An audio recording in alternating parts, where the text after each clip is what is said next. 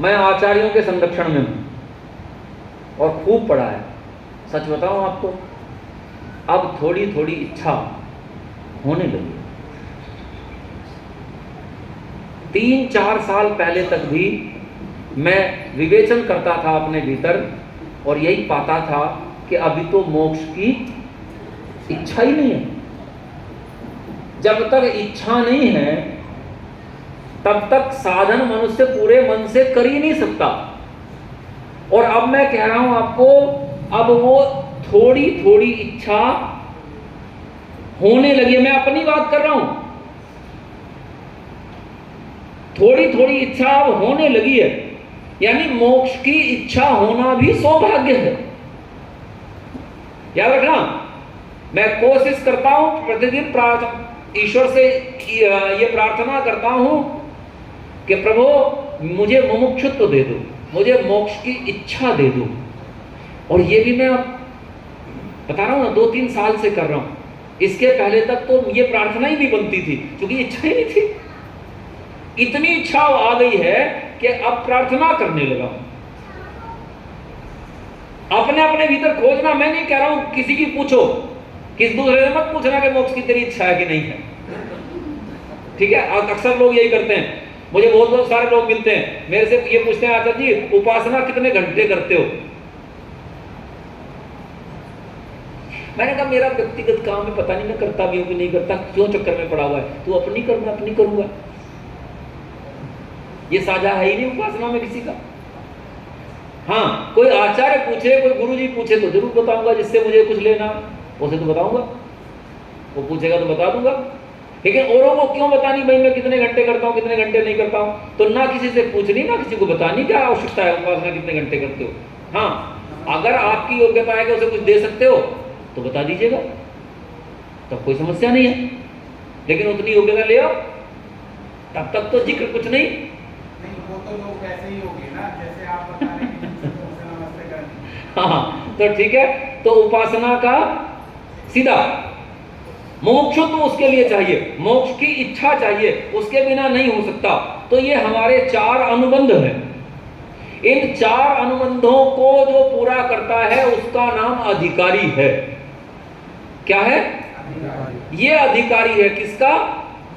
उपासना का। ये याद रखना, उपासना करनी सबको है, चाहे आप अधिकारी हैं या नहीं है। उपासना करनी सबको चाहिए, लेकिन उपासना करने का असली अधिकारी कौन?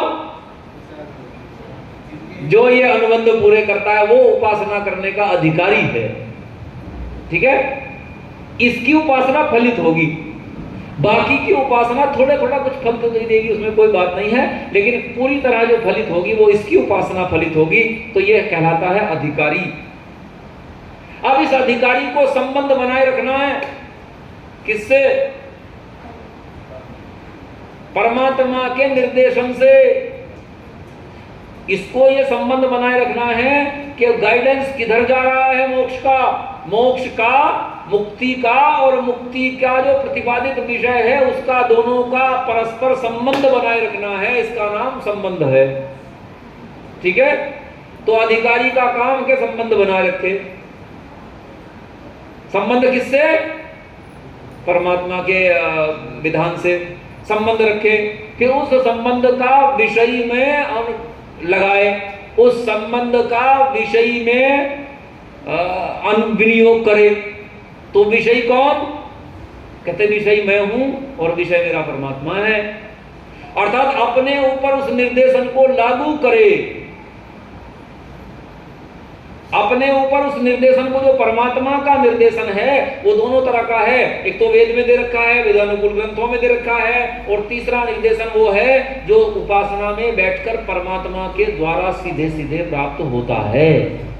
एक मोक्ष का प्रयत्न करने वाले को परमात्मा जैसे उंगली पकड़ करके निर्देशन कर रहा हो वैसा अनुभव होने लगता है। अब मुझे ये करना चाहिए, अब मुझे यहाँ जाना चाहिए, अब मुझे उससे मिलना चाहिए, बहुत सारी चीजें भीतर से भीतर निकलने लगती हैं। वो निर्देशन होता जाता है परमात्मा का। वो जैसे निर्देशन प्राप्त होता जाए वैसे वैसे करते जाए। ठीक है, ये ध्यान रखना है। कहाँ?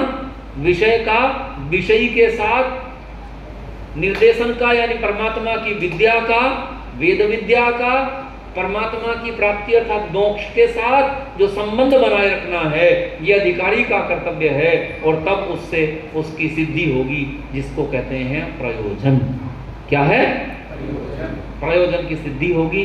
तो ये प्रयोजन तक साधन है मुक्ति के, और कहते हैं यहां तक पहुंच जाओ तो मुक्ति मिल जाए जरूरी नहीं है। क्यों? क्योंकि यहां से आगे आपके हाथ में नहीं है, यहां तक आपका हाथ है। यहां से आगे बोलो किसके हाथ में है?